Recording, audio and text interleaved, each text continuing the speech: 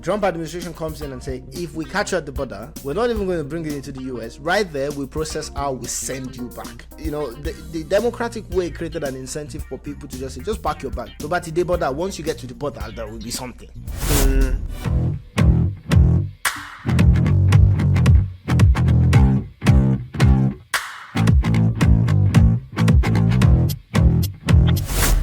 From what I'm seeing with JD's Vance's speech, I think they know that it will take time as well.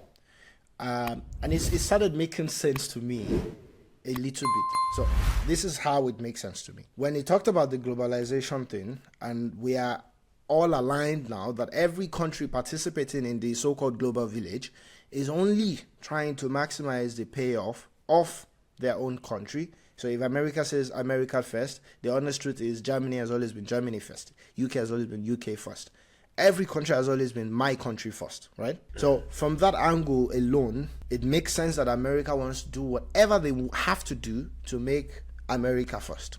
Yeah, so this I'm fine with. And it also shows somehow that everything that the Trump administration has been doing from day one, it's all linked somehow. Maybe the problem is that everything needs to work for even one of them to function. I don't know if this makes sense. The education thing is relying on all this innovation and production thing. This production thing is relying on the tariff, and like they are all so connected that I'm not sure how they have prepared for what if something fails on one side. Because you can bring the manufacturing job back and everyone is overqualified because the education is not too expensive for the big populace and everyone has. How do you deal with that? Because when you think about it, Germany had that issue recently. Like 4 years ago or so, they needed train drivers. And they went to Africa, put out a visa for you can come here and become a train driver. Because majority of Germans did not want to do U-Bahn and stuff. Yeah. And you know why? It's free to get a PhD. Up to a PhD, it's free. Right? Of course, not everyone goes to that level. But people that don't usually go to at least the master's level are mainly usually immigrants, that there are other factors that impact whether they can go that far. So if the education thing works differently, it might impact the idea, the whole point of trying to move manufacturing back to the US. Exactly. But JD Vance made a strong point on, it might be that it's not necessarily the people, that maybe it will be robotics or whatever. But there was also something else that is said on that speech that I thought, well, from what you have still described, it seems like you are also not ready for the future where robots do everything.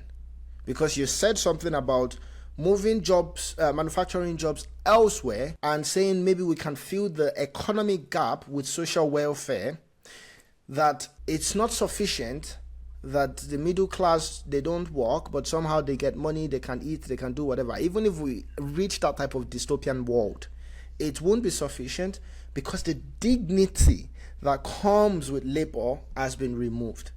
So if you move back and you use technology, robotics and blah, blah, blah to still run the manufacturing thing, what happens to the people that maybe now cannot access education because it's too expensive? Because now it's still, you have moved manufacturing back, design and innovation are still the only jobs available. You know what I mean? Because companies decided to go for robotics instead of people.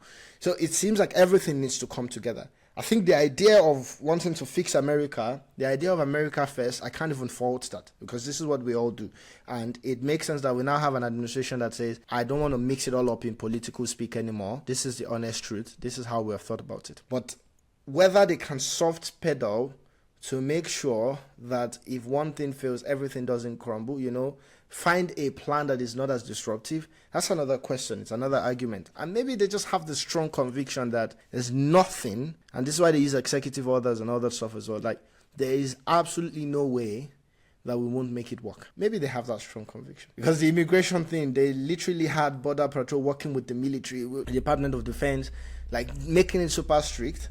So basically, I read that before, when they actually capture people at the border, this is what the Democrats was doing. You come illegal, they catch you at the border, they bring you into the US, and fast track how they can release you into the American society with support. The Trump administration comes in and say, if we catch you at the border, we're not even going to bring you into the US. Right there, we process how we send you back. The democratic way created an incentive for people to just say, just pack your bag. To the border, once you get to the border, there will be something.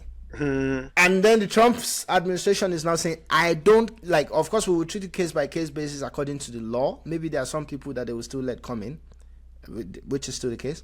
But they're saying majority of you guys, we're sending you back. In fact, we'll make it very fast. And from that perspective alone, it's not that illegal immigrants are not coming in because they are turning them away. They're not coming in because from wherever they're coming from, they don't see the incentive to come because it's a different system, which I found interesting when I read that. I found it very interesting. To be honest, if anyone has the time, you should definitely listen to what J.D. Vance talked about in that American Dynamism conference. I found it very, very interesting, to be honest. He spoke a lot of sense. It's selfish. They say America first and other stuff, but it's good selfish because I'm not American, but I'm fine with America trying to fix their stuff. And also, it's very direct in recognizing China as a rival. It's very direct in recognizing China as a rival, and there's no point trying to still play this game, blah blah, and then doing all this Cold War. One of the things that I dislike the most in my life, Ibra, is what do we call it? Passive aggression. Passive aggressive. So let's cut out all this passive aggressiveness, because at the end, I'll still make the argument that even if the US is not sure how it will work, if you see that China is your rival, why should you continue to allow companies that you support to create jobs in China? And that's the premise that I'm coming from. The way J.D. Vance put it is that we are preparing for the future. Maybe we don't see it now, but maybe China or maybe another country that is competing with the US, when they finally get to the point where the US cannot even make this kind of move, because they can still make this move. This is why they're doing it now, even though it doesn't seem like it makes sense. But if it continues like that, maybe they get to the point where they cannot. And at that point, they have already lost. I mean, now they have lost, but it seems like they can still do something. And I'm not on one side or the other. I'm just saying every country should recognize the world for what it is, right? And play the game accordingly. You might make the argument that maybe it still makes sense for the American people to have these manufacturing jobs in China, because rather than create manufacturing jobs locally, it's probably better to be able to get cheaper products. Administration's great plan for staging the great American manufacturing comeback is simple. You're making interesting new things here in America? Great. Then we're going to cut your taxes, we're going to slash regulations, we're going to reduce the cost of energy so that you can build. Our goal is to incentivize investment in our own borders, in our own businesses, our own workers, and our own innovation. We don't want people seeking... And the preparation from the Trump's government is they're telling business owners, we're going to give you tax benefits on research and development. We're going to give you tax benefits on innovation. We're not going to let you have cheap labor because we've cut off all the routes for that. We want you to continue to increase minimum wage and all that stuff. But which is a good thing as well.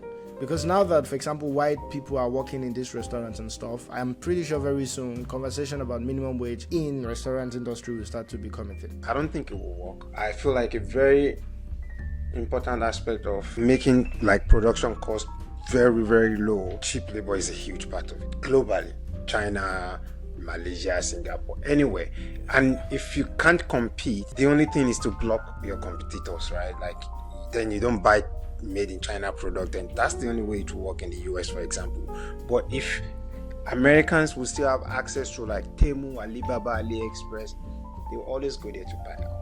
I don't know, maybe just for patriotism, but yeah, I don't see this working together.